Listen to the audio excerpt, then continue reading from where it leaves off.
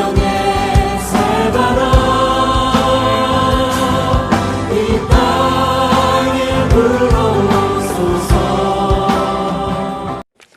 반갑습니다. 산골의 아침입니다. 오늘 말씀은 요한계시록 20장 9절 말씀입니다. 그들이 지면에 널리 퍼져 성도들의 진과 사랑하시는 성을 두르매 하늘에서 불이 내려와 그들을 태워버리고.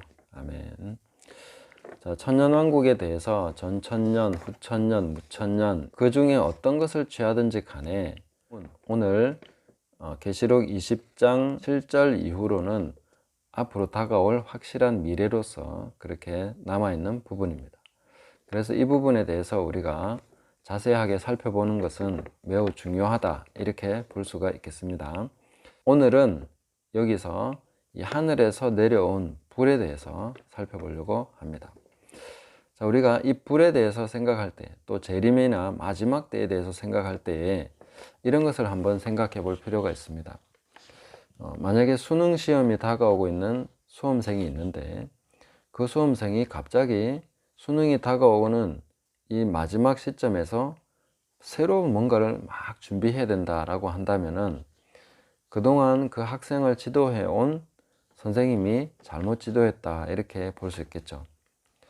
재림에 대해서 준비하는 성도의 입장에서도 이 재림이 다가오고 있을 때 뭔가 막 새로운 것을 준비해야 된다는 그런 것으로 압박을 받는다면은 그동안의 가르침이 잘못됐거나 아니면 지금 그 압박을 주는 가르침이 잘못됐거나 둘 중에 하나라고 봐야 되겠죠. 그러나 저는 새로운 것을 준비해야 된다는 압박이 잘못된 가르침이라고 생각합니다. 왜냐하면은 교회를 돌보시는 분은 예수님이십니다. 우리가 계시록을 보면서 1장, 2장, 3장에 보면 예수님이 그 7 금초대 사이를 다니시면서 교회를 돌보고 계시지 않습니까? 그리고 성령을 통해서 각 교회들에게 주시는 메시지를 주고 계신 것을 볼 수가 있습니다. 사람은 잘못될 수 있습니다. 사람들은 실수도 하고 그렇지만, 그러나 교회를 돌보는 예수님께서 그동안 이 모양 저 모양으로 하나님의 사람들을 세워서 중요한 내용들에 대해서는 교회를 가르치시고 성령을 통해서 말씀해 오셨다고 믿습니다.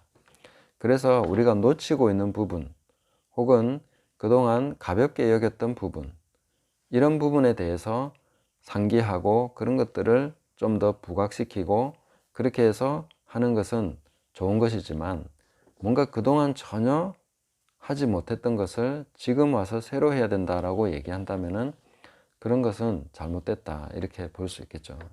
그래서 저는 종말에 대해서 우리가 성경 해석을 할 때에도 그동안 우리가 알아왔고 그동안 우리가 배워왔던 내용들 중에 이것이 정말 그렇게 중요한 것이었구나, 그리고 알고 보니까 이것이 이거였구나 하는 그런 식으로 깨달아가는 것이 마지막 때에 대한 준비로서 굉장히 중요하다, 그것이 오히려 바람직하다, 이렇게 저는 생각을 합니다.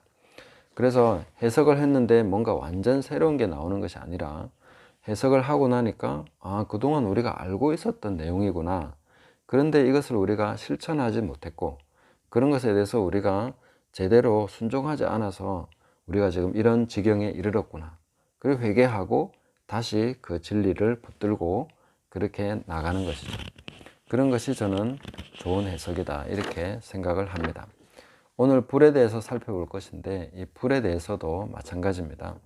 이것이 뭔가 완전히 새로운 것이 아니라 그동안 우리가 알아왔던 것을 다시 상기하고 이게 바로 이런 내용이구나 하는 것을 깨닫고 회개하고 돌이키고 순종하고 이렇게 나가면 되는 것입니다.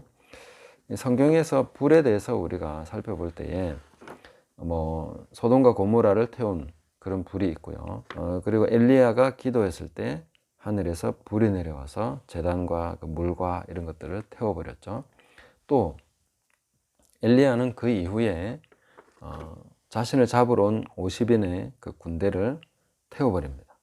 하늘에서 불을 내려가지고 그게 한두 번도 아니고 그렇게 불을 내려서 태우는 그런 내용이 나오는데, 이 불을 내려서 군대를 태운다는 것은 오늘 이 본문과도 좀 매치가 되는 부분이 있는 것 같습니다. 그렇지만 너무 지나치게 연결할 수 있는 내용은 아닌 것 같고요. 그리고 이제 신약으로 내려오면 신약에서도 불에 대한 이야기가 나옵니다. 그런데 오늘 본문과 가장 잘 매치되는 부분은 베드로후서 3장에 나오는 그 불에 대한 내용입니다.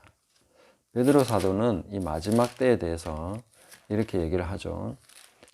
3장 6절을 한번 보겠습니다. 이로 말미암아 그때의 세상은 물이 넘침으로 멸망하였으되 이제 하늘과 땅은 그 동일한 말씀으로 불사르기 위하여 보호하신 바 되어 경건하지 아니한 사람들의 심판과 멸망의 날까지 보존하여 두신 것이니라. 이렇게 말씀하셨습니다. 지금 이제 하늘과 땅은 이전에 노아의 홍수 때에 물로서 심판을 받은 것처럼 이제는 불로 심판받기 위해서 그렇게 보존해 두고 있다. 이렇게 말씀하시고요. 그 다음에 이제 계속 이어지는 말씀 보시면 10절 보시면 그러나 주의 날이 도둑같이 오리니 그날에는 하늘이 큰 소리로 떠나가고 물질이 뜨거운 불에 풀어지고 땅과 그 중에 있는 모든 일이 드러나리로다. 이 모든 것이 이렇게 풀어지리니 너희가 어떠한 사람이 되어야 마땅하냐.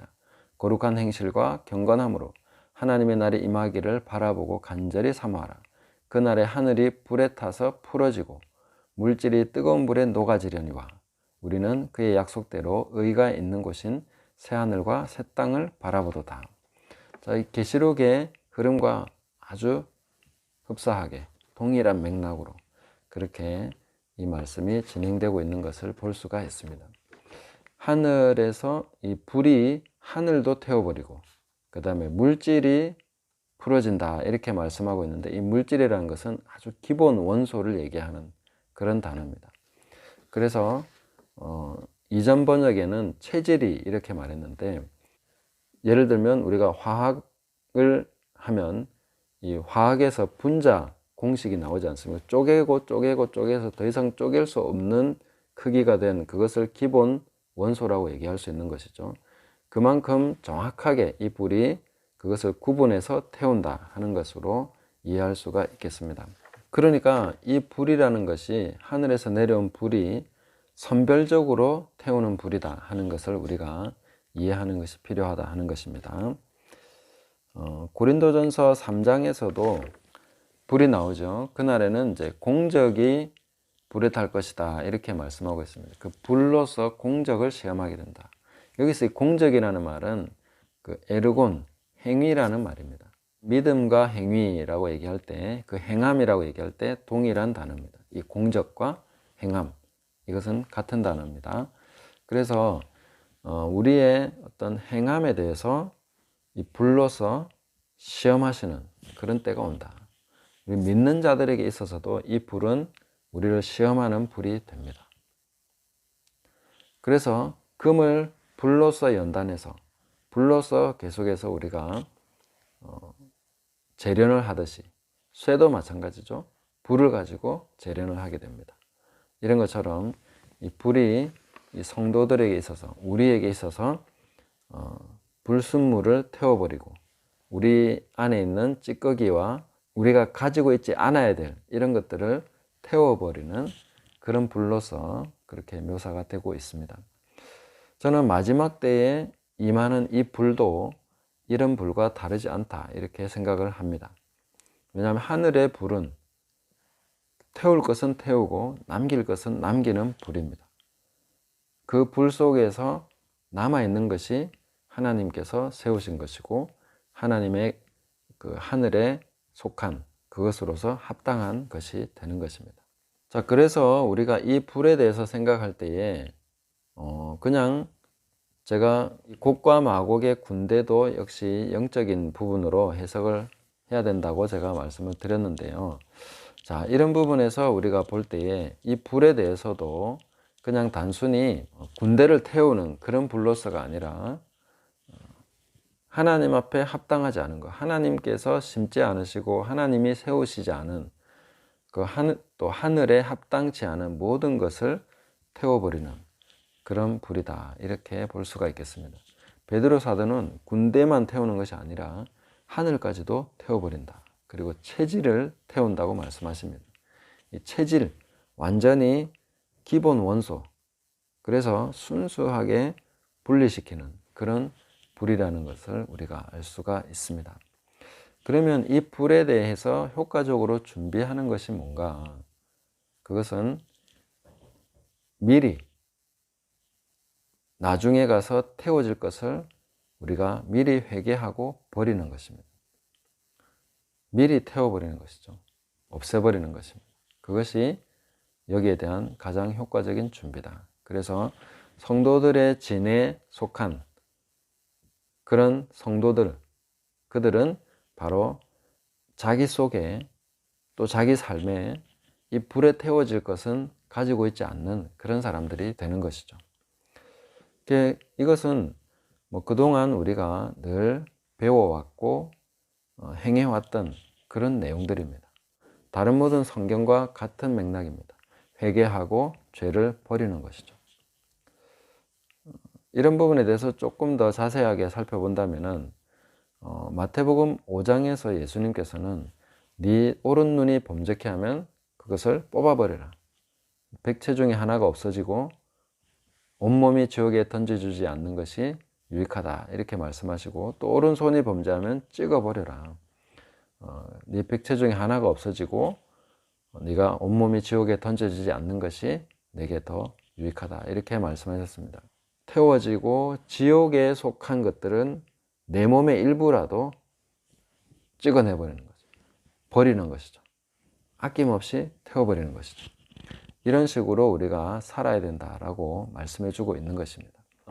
제가 지옥에 대해서 영상을 올려놓은 내용도 있는데, 거기에 제가 이런 얘기를 한 것 같습니다.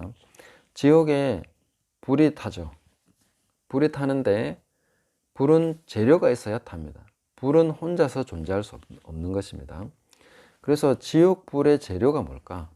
과연 무엇을 가지고 지옥의 불을 계속 떼는 것인가? 이 뗄감이 뭔가 하는 것이죠. 그것을 저는 인간의 속에 있는 그 욕망, 하나님께 합당치 않은 그런 거 있죠. 예수님께서 쭉 얘기하실 때 미움과 살인과 분노와 정욕과 음란과 그 색욕과 이런 내용들이 있지 않습니까? 이런 모든 것이 그 지옥불의 땔감이라는 것입니다. 우리가 그것이 얼마나 영원히 탈 것인가 하는 것에 대해서 한번 생각해 볼 수 있습니다. 우리의 욕망, 정욕, 이것을 회개하고 버리지 못하면 어떻게 됩니까? 그 욕망에 사로잡혀 본 적이 있습니까? 그런 거 보면 이것이 끊임없이 솟아나는 것을 볼 수 있습니다. 욕심이라는 것이, 욕심은 끝이 없다, 이렇게 얘기하죠. 정욕도 끝이 없습니다. 미움도 한번 사로잡히면 계속해서 내 속에서 솟아나는 것을 볼 수 있습니다.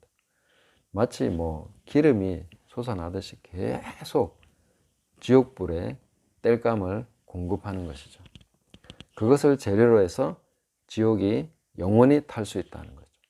회개하지 않는 우리의 심령 안에 있는 그런 것이 얼마나 무서운 것인가 하는 것을 볼 수가 있습니다. 그것이 땔감이기 때문에 그런 것을 가지고 있는 사람은 타버릴 것입니다.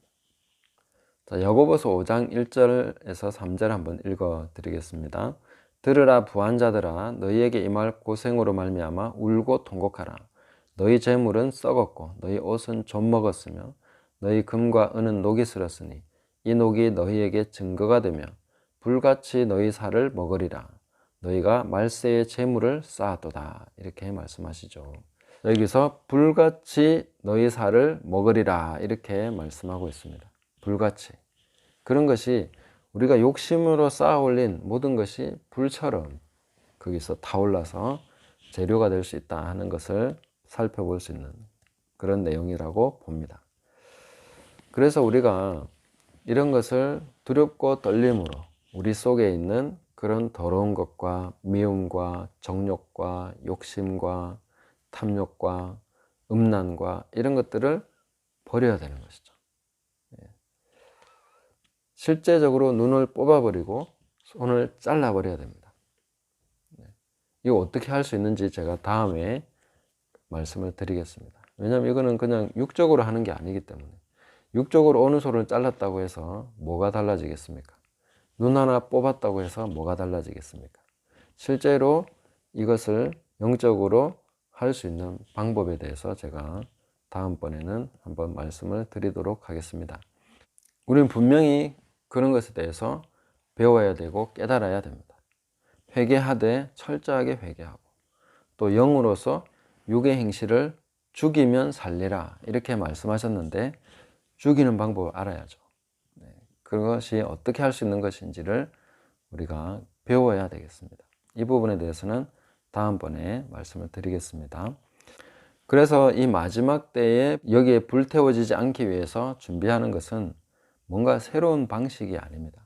흰 옷을 입고 자기 옷을 빨고 하는 이런 모든 것이 실제적으로 그 성도의 진에 속하고 태워지지 않는 그런 길이라고 우리가 보면 되겠습니다.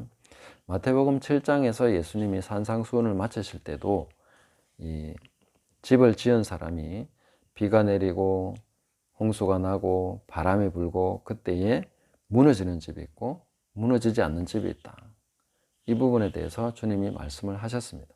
어떤 테스트를 통과하는 것에 대해서 늘 마음을 가지고 있어야 됩니다.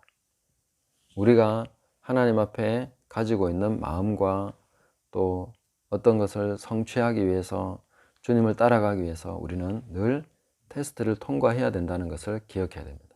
하나님은 항상 이런 테스트를 거치도록 인도하시는 분이십니다. 아무 테스트 없이 하나님께서 우리를 인도하시리라고 생각하면 그런 것은 잘못된 것이죠. 헛된 기대가 되는 것입니다. 아브라함이 믿음의 조상으로 부름을 받았지만 그 믿음에 대해서 반드시 테스트를 하십니다. 이삭을 주시고 나서 다시 이삭을 내게 바쳐라 이렇게 말씀하시죠. 그런 것이 하나님의 테스트입니다. 마태복음 7장에서도 예수님이 그 테스트를 거쳐야 된다는 것을 보여주고 계신 것이죠. 그리고 마지막 때에 가서 우리가 또 마태복음 25장에서도 양과 염소에 비해서 또 마지막 그 테스트를 거치죠. 기대하고 있어야 됩니다. 그걸 준비하고 있어야 됩니다. 그것이 비단 마지막 때가 아닐지라도 우리는 중간중간에 항상 테스트를 거치게 됩니다. 이 테스트를 거쳐야 뭔가 새로운 국면으로 접어들고, 이 테스트를 거쳐야 또 새로운 단계로 올라가고 이렇게 되는 것입니다. 그래서 이것은 우리 성도가 이 마지막 때에 임하는 이 불에 대해서 성도가 뭔가 새롭게 준비해야 되는 것이 아니라 평소에 하나님의 테스트를 거치고 평소에 죄와 내 속에 있는 더러운 것과 하나님께 합당치 않은 것에 대해서 처절한 싸움을 싸우고 손을 잘라버리고 눈을 뽑는 것 같은 그런 싸움을 계속해 나간다면 이 마지막 불에 대해서는 전혀 염려할 것이 없다. 평소대로 하면 되는 것이다. 이렇게 말씀을 드리고 싶습니다. 그래서 오늘도 우리가 이 불에 대해서 또 종말에 대해서 재림에 대해서 따로 준비할 것이 아니라 지금 현재 우리가 죄와 싸우되 피 흘리기까지 싸우고 처절하게 회개하고 철저하게 회개하고 내 속에 하나님께 합당치 않은 지옥불의 재료가 되는 그런 모든 것들을 버리고 회개하고 또 성령 안에서 우리가 조명받아서 그런 것에 대해서 자꾸만 우리가 예수 그리스도의 피로서 어린 양의 피로서 내 옷을 빨아서 희게 계속 그렇게 만들어 가는 것입니다. 그렇게 함으로써 우리 모든 행위가 우리 모든 행동이 하나님 앞에 합당한 것이 되고 하나님의 영광을 위해서 먹든지 마시든지 무엇을 하든지 하나님 나라에 합당한 그런 삶으로서 나가는 것이 성도의 당연한 목표고 또 당연한 삶의 과정이다. 그런 과정을 계속 살아가는 사람은 중간중간에 계속 테스트를 거칩니다. 그런 테스트를 거치면서 또 업그레이드가 되고 또 새로운 단계로 살아가게 되고 계속 그렇게 나가기 때문에 마지막에 가서 특별히 호들갑 떨면서 준비할 것은 없습니다. 다만 평소대로 살면서 자기 삶을 잘 점검해 나가고 주님과 동행하면 늘 나와 함께 계셨고 늘 나와 동행했던 그분이 오시는 것입니다. 그것은 새로운 일도 아니고, 그래서 오늘 하루 살아가면서 주님과 동행하는 것이 중요하고 오늘 하루 죄와 싸우되 피 흘리기까지 철저하게 회개하면서 흰옷을 자기 옷을 빠는 것이 중요하다 하는 것을 기억하시고 주님과 동행하며 성령 안에서 회개하는 복된 날 되시기를 예수님의 이름으로 축복합니다. 감사합니다.